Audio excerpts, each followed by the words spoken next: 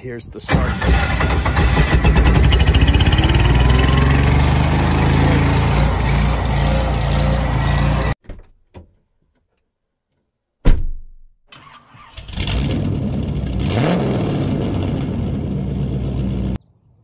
Hello there, this is Ray with Easy Simple Mechanic, and today we're gonna try and get this engine mounted back in this welder generator and see if we can't get it generating.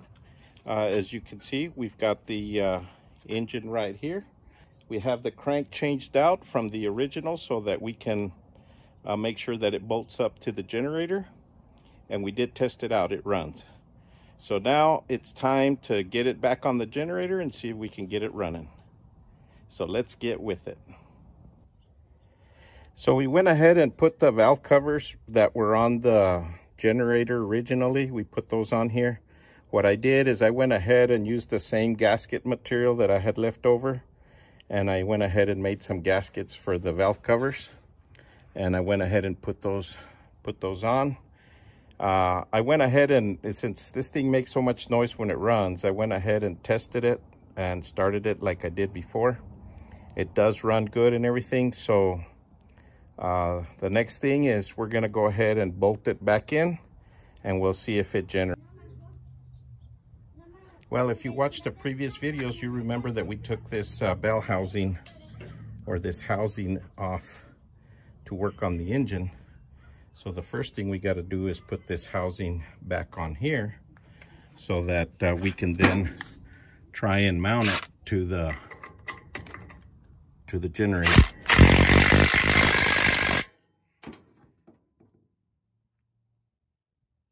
Okay, so that ought to take care of that. So now we'll just pick this engine up and we'll set it onto here. One of the things I'm doing right now is I'm draining the old fuel out of there because it had been sitting so long that the fuel is really pretty bad. So before we run that old fuel through the new engine, we'll go ahead and drain that out.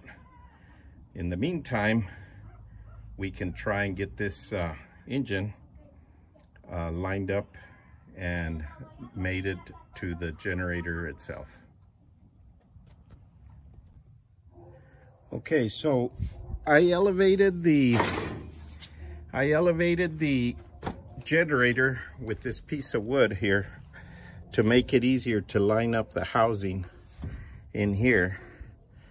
Then if you hear me huffing and puffing, it's because I lifted that engine up there.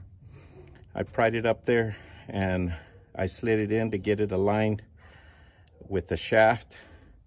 And then I did like I did to take it loose, is little by little, as I wiggled it, I held this screwdriver on the fan in there so that it wouldn't spin the generator rotor. And then by hand, I turned this fan here to kind of screw the shaft from the engine into the rotor shaft. And I got it all the way in there. I haven't tightened it because for that, I'm gonna need to put that tool back on the end here to hold it, and then I'm going to use that big pipe wrench on the rotor shaft over there to tighten it up. But before I do that, I want to get these housing bolts. I got them started, but I'm going to go ahead and get those tightened down. The hard one is that one down there.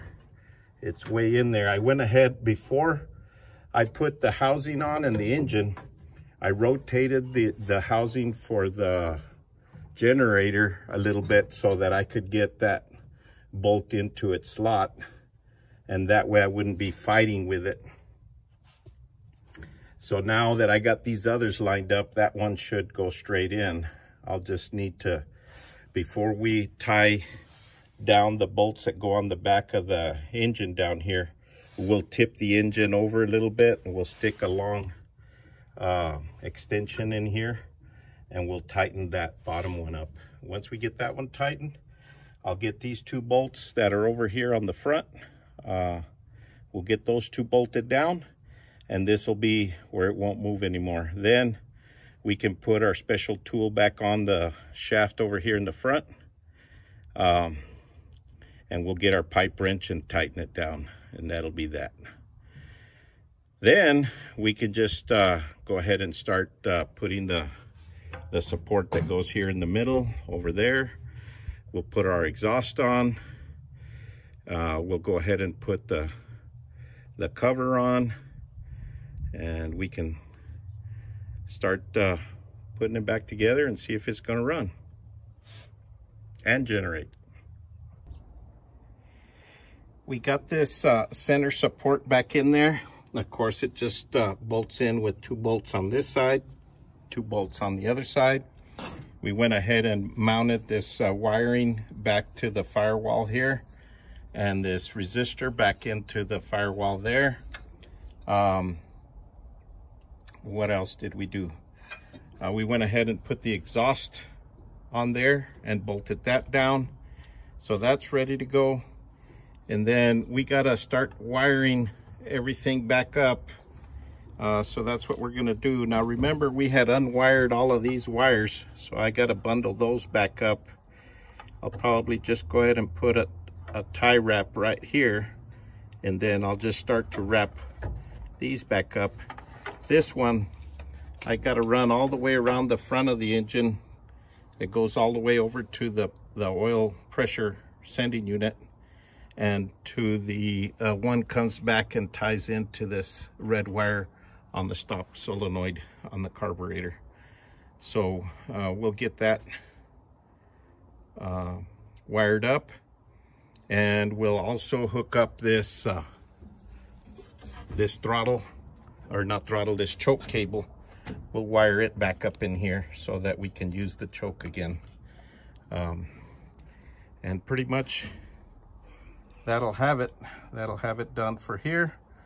We'll go ahead and, I was going to use that tool here to tighten that shaft on the back, but I think if I just go ahead and put the torque wrench on this bolt to the tightening torque of the bolt, then I can just go ahead and turn that pipe wrench to the same tightening torque. There's no way this could come loose from the generator anymore because of the bolts holding it on the back and the front of the generator. And with it turning in a clockwise direction, the resistance will be against it, so it should never come loose. But we'll go ahead and torque it down to that same spec as that front bolt. That ought to be tight enough. So let's get onto that. Okay, it's kind of tough to see, but I just put the torque wrench on the nut. It's set to its torque spec, and then as last time, I just put the pipe wrench on the shaft. There you go, on the back of the rotor. You can see this big old pipe wrench, and then we just lift till we hear the click on the torque wrench. Okay, so now we know that's torqued.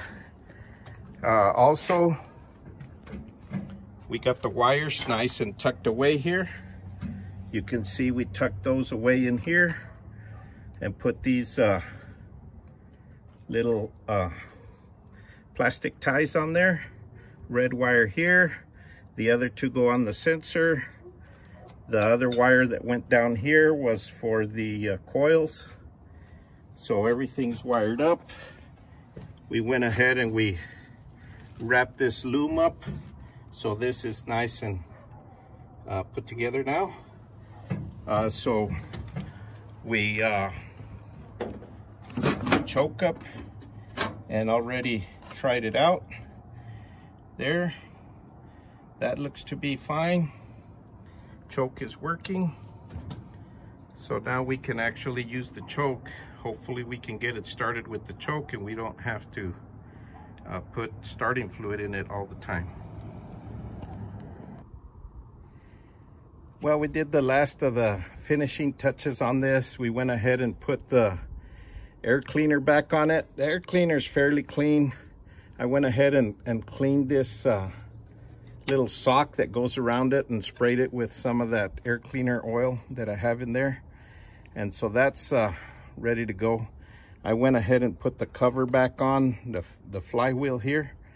So that's ready to go. Also, I have my battery here. I went ahead and hooked up my fuel lineup in here. And now it's just a matter of trying to see if it'll start with the choke. No, not using any starting fluid. And then we'll also, I've got this little light here plugged in. So we have it plugged into the front here where my outlets are. And so that we can see if the generator itself is working. So it's gonna get a little loud, but let's see if it'll start up. Let me pull here's the choke. So I'm gonna pull the choke and then let's see if it'll start. Here's the start.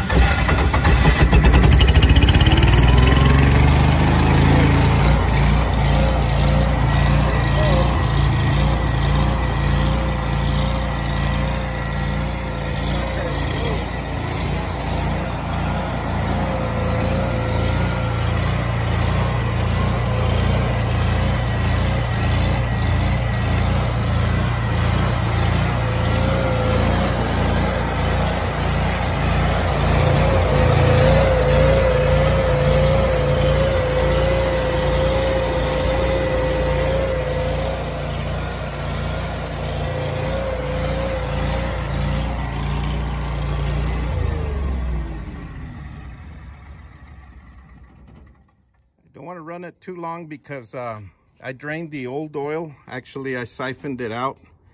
I mean, the old fuel, the old gas out of this because it was old. And I just put a little bit of gas in it, so I don't want to run it out of gas. I went ahead and put my choke cable into its slot right there. So now the only thing left, I guess, is to go ahead and put these covers back on permanently, which is just the top cover, this back cover. The side covers it didn't have when I brought it, so they probably have them there somewhere else. So I'm just gonna put those back on, and I would call this a successful project. So there you go, folks. If you run into issues with one of these Subaru Robin engines that come on these generators, if you can find another Robin engine, in this case, this was the EH65. If you can find another one somewhere, either to get parts off of it or one that's running, like in this case, I just, swapped the crankshaft out with the one that bolts up to the rotor. The dipstick tube, or to check the oil, is right in here in the side on this one. The one that was on this unit used to come all the way up so you could check it from the top without pulling the covers off. But since this doesn't have side covers, it'll work. The problem is that the hole for the dipstick tube was bigger on the other one. And I didn't notice that until I had that all put together. So I had an option, either take all that back apart and drill that hole, make it bigger so that it would take that other dipstick tube, or just leave it. Since this didn't have the side covers, and it does have the quick release oil change here, right here. So to change the oil, all you do is you put a hose on here so you can drain your oil, and this thing just turns and pops out, and the oil will drain out of it. Since that's the case, I just figured instead of tearing back into it to drill that out and try to get a good seal on with the other dipstick tube, I just went ahead and left the original that came with this engine. So that's pretty much it. Looks like it's gonna work fine. It starts right up. It looks like the governor's working fine. It regulated. It's charging. What I would recommend for someone that is wanting to plug something in, if they see their lights are too dim, they might want to check to make sure that the hertz is correct on it. The adjustment screw for that is right here. All you have to do is loosen this nut and then adjust this screw. If you need to speed it up, you know, you push on the, you screw it in. If you want to slow it down, you just let out on this screw and it'll adjust that. Or if you feel your voltage is a little low, you know, then you can adjust it, or too high, you can adjust that right there. But just looking at it, everything looks okay. I'll leave that for somebody else.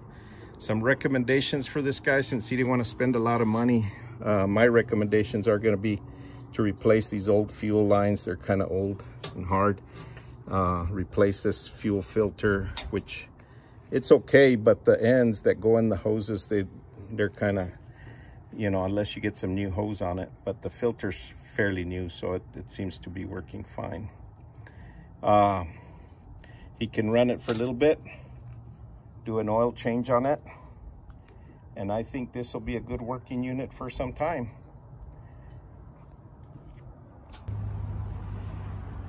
Well, folks, I guess that's gonna do it for this episode and this project. Please like, share, subscribe, and hopefully I can keep bringing the content. I really appreciate you guys. Thanks for watching, and we'll catch you guys on the next one.